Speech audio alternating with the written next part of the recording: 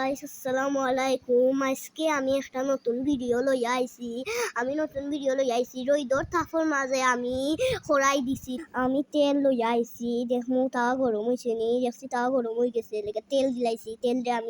তেলরে আমি মিশাইয়া তারপরে আধা ঘন্টা আমি যাইমু দি। তারপরে আধা ঘন্টা বাদে আইয়া দেখলাম তাওয়া গরম হয়ে গেছে।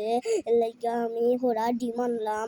আমি রইদো যাইমু গিয়া দেখমু খড়াই গরম হয়ে গেছে, তেলও গরম হয়ে গেছে। নিগা দেখলাম গরম হয়ে গেছে। তারপরে ডিম আমি ফাটাইয়া আমি ডিম ফাটাইতাম পারলাম না, কিন্তু চেষ্টা করলাম। ডিম কিন্তু আপাতত ফাটাইতাম পারলাম। আমি ডিম ফাটাইয়া ডিম খড়াই মাঝে দিচ্ছি। তারপরে খড়া আমরা সিলেটি ভাষা কই খড়া তো রইদো তাফে তো ডিম বাজা হইতো না, খড়া দিলাম না। ঘন্টা বাদে আইয়া দেখি ডিম এক জায়গা বিরাম হইছে না। খন্তা লইয়া আইছি, ওখান থেকে একবারে হাসর হইছে, একবারে দেখুন কেমন কি লইছে। অত কষ্ট কইরা আমি তো করলাম, ভিডিওটা করলাম, বুঝছেন নি। রইদর তাপে তো আর ডিম বাজা হইল না। যে রইদর তাপে ডিম বিরাম করে, এগুলো কি তা সত্যি নি?